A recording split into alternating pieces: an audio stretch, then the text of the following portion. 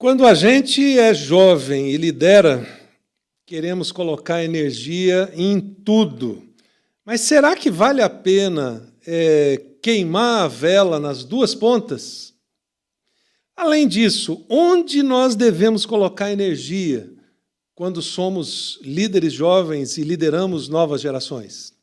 Bom, essas são as questões que eu quero trabalhar com você aqui hoje, nesse novo episódio do Envisionar Podcast, em parceria com a Rádio Transmundial, e ele é parte de uma série de 4 episódios que a gente fez, trabalhando algumas dicas que podem ultrapassar as gerações, especialmente para você que é líder de jovens, líder de novas gerações, de adolescentes ou crianças, porque eu tenho a experiência, junto com a Raquel, de termos trabalhado 1/3 da nossa vida com novas gerações, e eu vejo que tem coisas que podemos compartilhar, que não importa se a gente está vivendo hoje na era da informação, na inteligência artificial, são princípios, como eu mencionei no primeiro episódio, iguais à lei da gravidade. Se eu pegar essa caneca aqui e soltar, ela cair no chão, ela vai quebrar, porque é um princípio universal. Então, hoje, eu queria compartilhar um pouquinho sobre isso, onde líderes de nova geração deveriam colocar a sua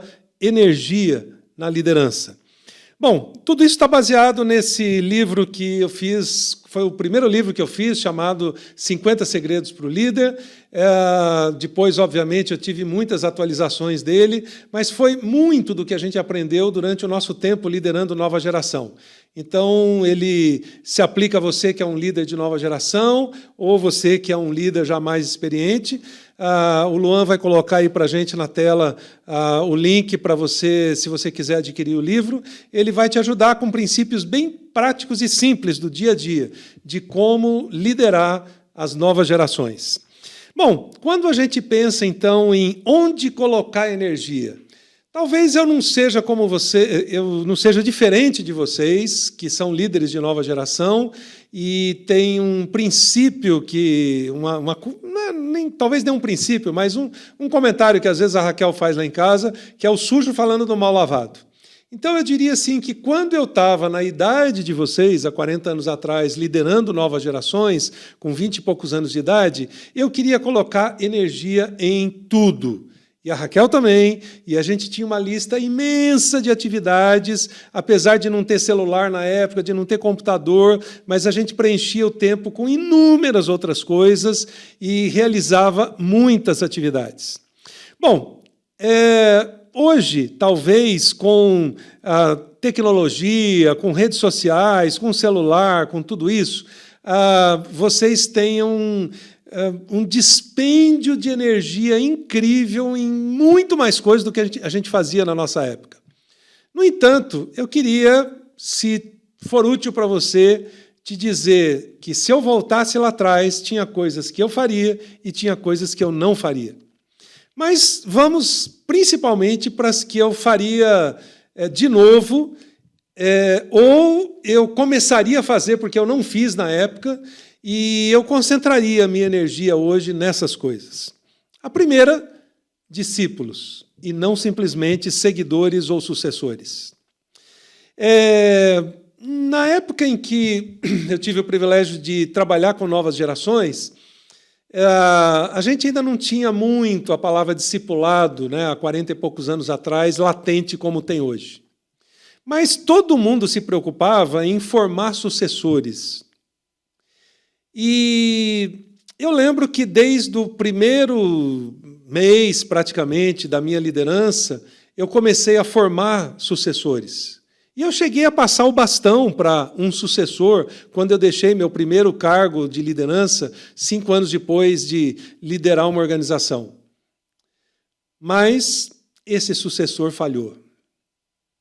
Então, sabe aquele ditado, aquela máxima, né? Só tem sucesso quem faz um sucessor?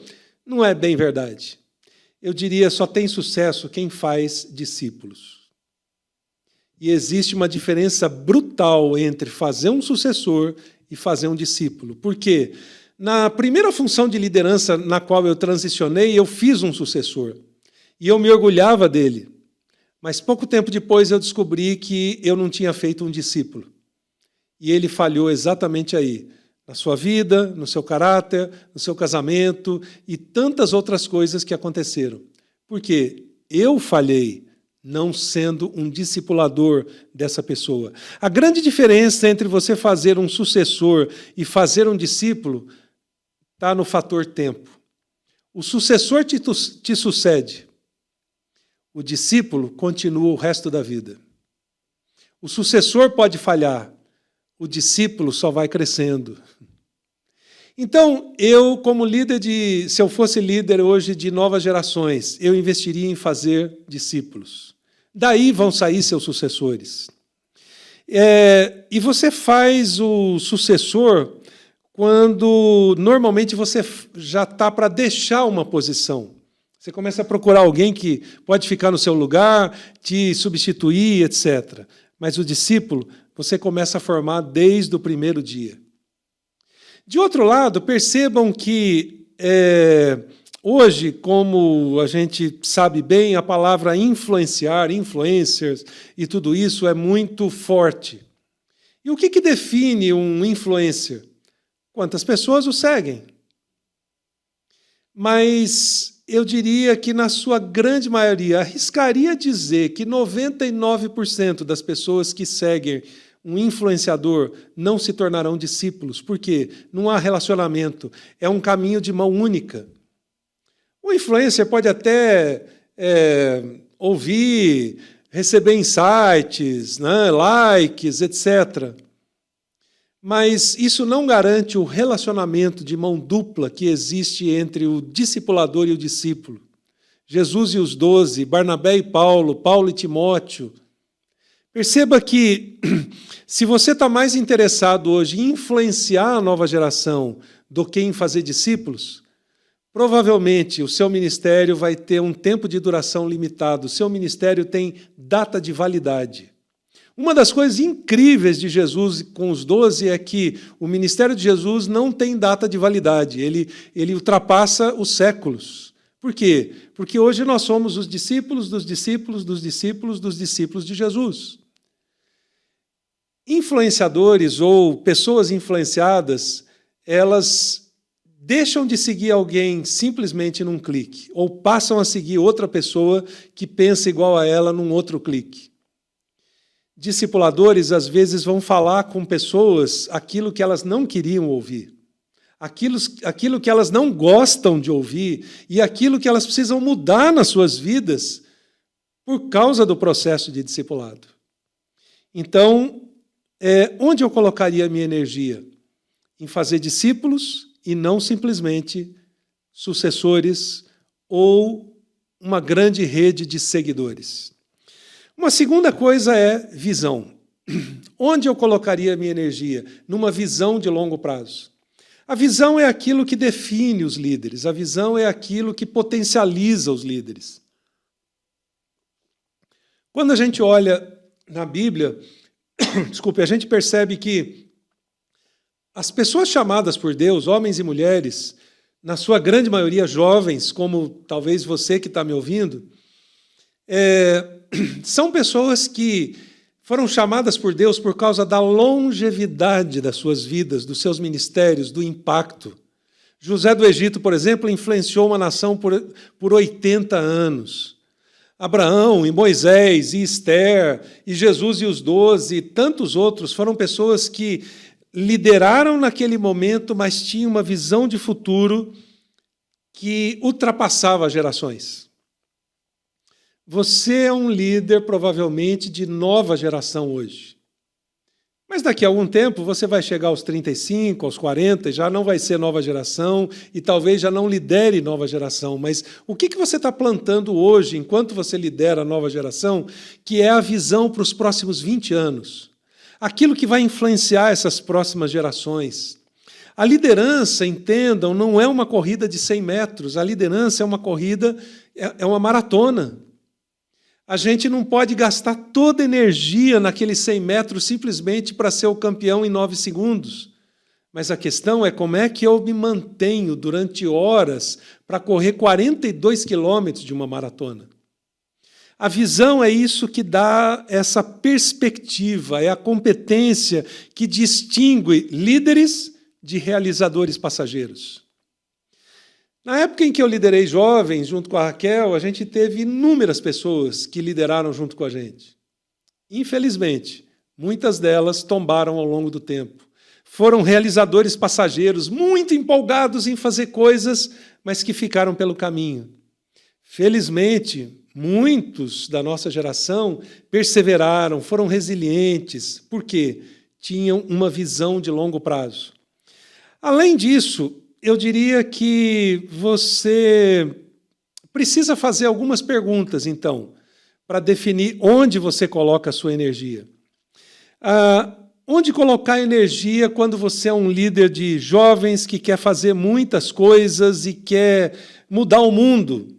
Eu também tinha e continuo tendo essa perspectiva. Não é porque eu tenho 60 mais agora que eu perdi a perspectiva de mudar o mundo. Mas eu tenho algumas perguntas que eu faço desde os 20 anos de idade. Qual é a visão para a vida pessoal e familiar? Não basta ter uma visão simplesmente para a sua liderança de longo prazo se você não tem uma visão para a sua vida pessoal e familiar. Eu e a Raquel temos guardado até hoje as nossas agendas escritas lá do passado, com alvos para a década de 80, para a década de 90, para os anos 2000, e para agora e para o futuro. Quais são os planos da sua vida e da sua família? Sabe por quê? Os planos da sua liderança não serão melhores do que os planos da sua vida pessoal. É isso que ajuda você não só a ter visão de futuro para o seu ministério, como a manter a visão de futuro do seu ministério. Imediatismo não combina com estratégia. Estratégias são coisas de longo prazo, alimentadas por uma visão. Apesar de você liderar jovens hoje, ou adolescentes, ou crianças, você precisa pensar nos próximos 20 anos.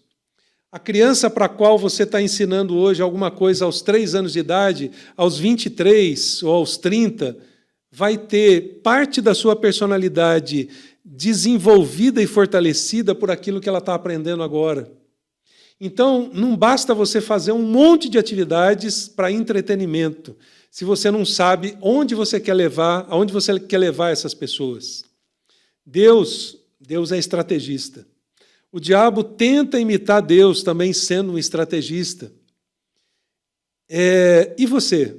Você vai desenvolver um ministério imediatista ou estrategista?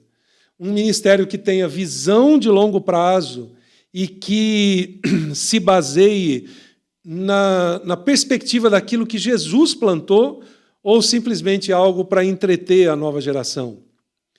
Que mudança de mentalidade seria necessária para você quebrar, talvez, essa roda viva maluca do ativismo na sua vida? É interessante que eu achava que a gente era ativista há 40 anos atrás, mas talvez perto do que a gente fazia, as novas gerações são muito mais ativistas. Mas, na verdade, não é o ativismo que define a longevidade da sua vida e do seu ministério.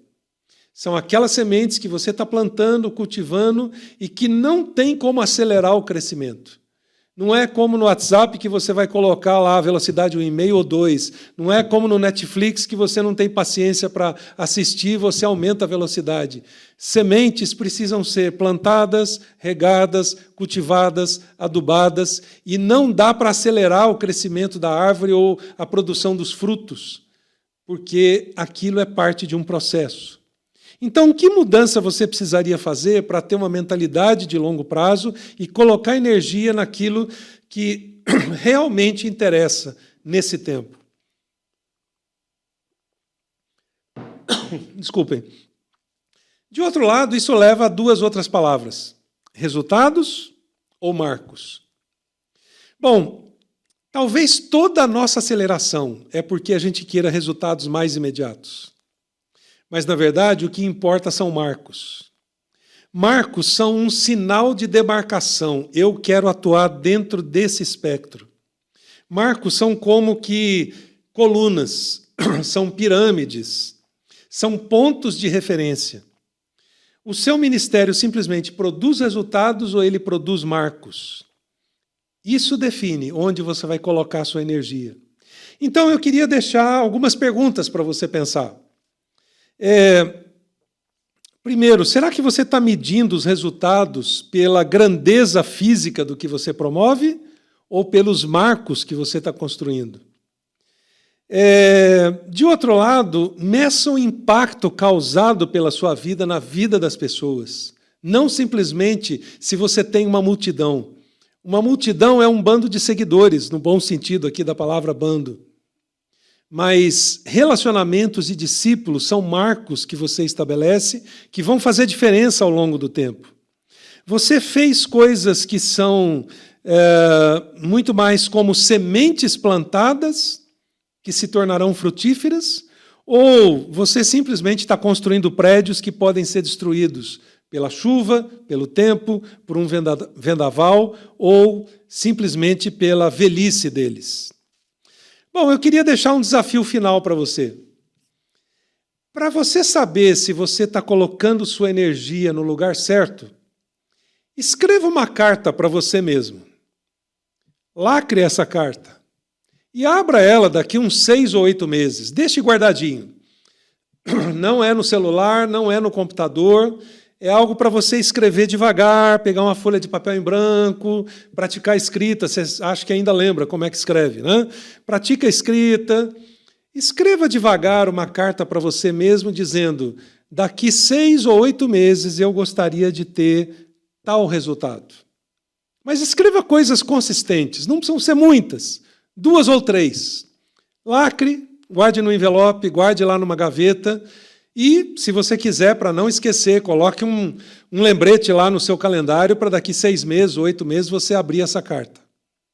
Continue a sua agenda, do jeito que você faz. E daqui 6 ou 8 meses, abra essa carta para saber se no ritmo que você está, na energia que você está colocando nessas atividades que você conseguiu chegar lá ou não. Se o ritmo das suas atividades estão te levando para coisas consistentes, ou para coisas simplesmente imediatistas e passageiras. Bom, espero ter ajudado com essa pequena série líderes de nova geração a pensar em alguns princípios que não têm a ver com esse tempo ou com a minha época, mas têm a ver com todos os tempos. E eu espero que você os utilize, que a sua liderança seja tremenda e que você cause um tremendo impacto nos próximos anos. Deus te abençoe. Grande abraço.